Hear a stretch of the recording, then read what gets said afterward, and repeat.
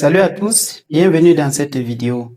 Ici, nous allons montrer où nous en sommes exactement avec ce mini-projet que nous avons commencé tous ensemble.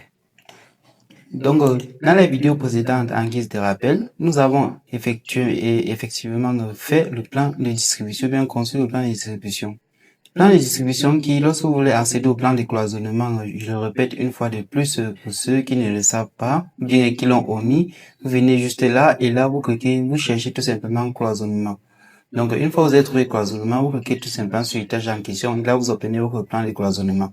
Mais ce n'est pas l'objet de cette vidéo. Cette vidéo est faite ici pour présenter donc l'aspect ou bien la partie structure ou bien au début de conception des plans de structure de ce projet.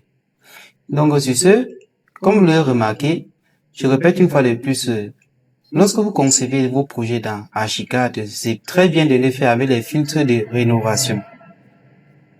Ici, par exemple, nous sommes en projeté. L'ensemble de ces plans, je les ai tout simplement consignés dans le filtre construction. Donc, cliquant sur construction, là, vous avez la maquette 3D de votre structure.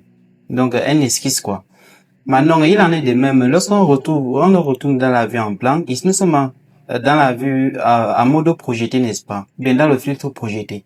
En cliquant dans le filtre construction, sur le filtre construction, voici ce que vous avez. Mais n'ayez pas peur. Ceci est normal car ici, nous sommes tout simplement dans la rubrique cloisonnement. Donc, pour mieux apprécier ces résultats, retournons tout simplement dans la partie distribution. Donc, ici, nous allons cliquer sur étage 1. Alors, lorsque nous cliquons sur étage 1 ici, et là, nous retournons tout simplement en construction, vous allez constater qu'ici, lorsque nous rendons en construction, sur votre plan de couvrage qui est censé être là, vous n'avez pas les éléments poutres, n'est-ce pas? Tout simplement parce que lorsque vous changez de filtre de rénovation pour ce gabarit précis, gabarit qui d'ailleurs je vous recommande de télécharger très fortement via le lien en description. Lorsque vous passez du plan de cloisonnement au plan de distribution, là vous avez donc certains calques qui vont tout simplement automatiquement être masqués. Donc, pour faire apparaître l'ensemble des éléments de ce plan de distribution, ou bien de ce plan de coffrage, autant pour moi, vous venez tout simplement dans documentation, là vous allez dans calque, et là vous cliquez sur afficher tous les calques. Alors, vous voyez que là, en cliquant sur afficher tous les calques, ça affiche tous les calques manquants ici, n'est-ce pas? Donc, c'est très intéressant pour ceux qui rencontrent des problèmes lorsqu'ils utilisent ce procédé pour leur conception. Voilà donc comment on résout tout simplement. C'est juste une histoire de calque qui n'apparaît pas. Donc, ici, vous avez le plan de coffrage. Le plan de coffrage, il étage naturellement. Et juste en bas, vous aurez naturellement le plan de fondation. Donc, lorsque vous retournez au niveau du rez-de-chaussée, ici, vous aurez le plan de fondation que vous pouvez le voir juste ici. Donc, le plan de fondation plus plan de chaînage bas.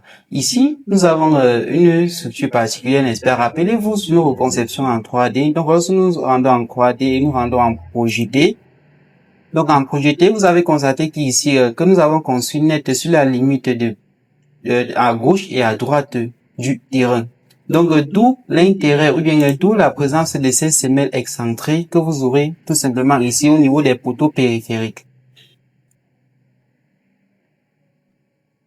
Donc, de même ici, nous avons pris la peine d'esquisser. Donc, j'y vais esquisser. Pourquoi est-ce que j'ai dit esquisser pour ces plans de coffrage, plans de fondation et plans de chaînage bas et haut? Parce que ici, vous avez remarqué que ces éléments n'ont pas été nommés. Les éléments tels que les poutres, les poteaux, ou bien les longrines, les poteaux, etc. Mais donc, moi, personnellement, je préfère nommer ces éléments après avoir dimensionné. Ne plus à nommer, renommer après. Pourquoi? Parce que lors du dimensionnement, moi, je coupe habituellement mes poteaux en catégories. Donc, les catégories, les catégories de poteaux en fonction de la charge moyenne qu'ils vont recevoir tous ensemble. Donc, sur ce, pour un bâtiment, je peux par exemple avoir 3-4 catégories. Donc, si même que ce soit 200 poteaux, 300 poteaux, 500 poteaux dans ma structure, donc je peux tout simplement les catégoriser. Par exemple, de la catégorie P1, lorsque je prends P1, il sait que tous les poteaux de nommés P1 ont les mêmes caractéristiques. Lorsque je prends P2, je vais savoir que tous les poteaux P2 ont les mêmes caractéristiques géométriques. C'est la raison pour laquelle, habituellement, lorsque je conçois ces plans de coffrage et fondation et tout, donc je conçois juste un exercice comme ceci, c'est qui, le minimum qui va me permettre tout simplement de modéliser, de remodéliser ici, si je veux remodéliser ou bien d'exporter automatiquement et calculer tout simplement la structure si je veux exporter, calculer. Donc c'est après ce calcul-là ou bien c'est après l'évaluation des charges, application et évaluation des charges que je groupe tout simplement ces poteaux par catégorie. selon les charges moyennes qu'ils vont recevoir tous ensemble par groupe. Donc, juste ici, au niveau de l'étage 2, là, vous avez le plan de chaînage haut. C'est le même procédé. Donc, au niveau du plan de chaînage haut, ici, vous avez nos chaînons que nous avons vu dans les vidéos précédentes, que nous avons conçus dans les vidéos précédentes. Alors, ces chaînons qui vont nous permettre de drainer tout simplement les eaux depuis vers ces voies d'évacuation que nous avons prévues ou bien réservées plus tôt. Alors, c'est tout pour cette petite partie. Une fois de plus, je vous exhorte à télécharger ce fichier qui peut faire office d'excellent gabarit via le lien en description et en commentaire naturellement. On va donc se retrouver de l'autre côté pour la suite de cette mini-conception. Comme nous avons fait le minimum qui va nous permettre d'effectuer les calculs, donc là nous allons tout simplement exporter ce logiciel dans Robot premièrement, faire dimensionner les éléments de structure dans Robot, ensuite aller dans CP4 avec la même structure, dimensionner dans CP4. Ensuite, nous allons nous rendre dans Etaps avec la même structure et dimensionner dans Etaps. Donc, ceci, restez vraiment très attentif. C'est une structure très mineure, donc c'est une structure de base, le B à bas, mais nous allons profiter pour explorer l'ensemble de ces trois logiciels et voir ce qui fait la particularité de tout un chacun. Alors, on se retrouve donc très bientôt pour la suite de ce mini-projet. Restez connectés.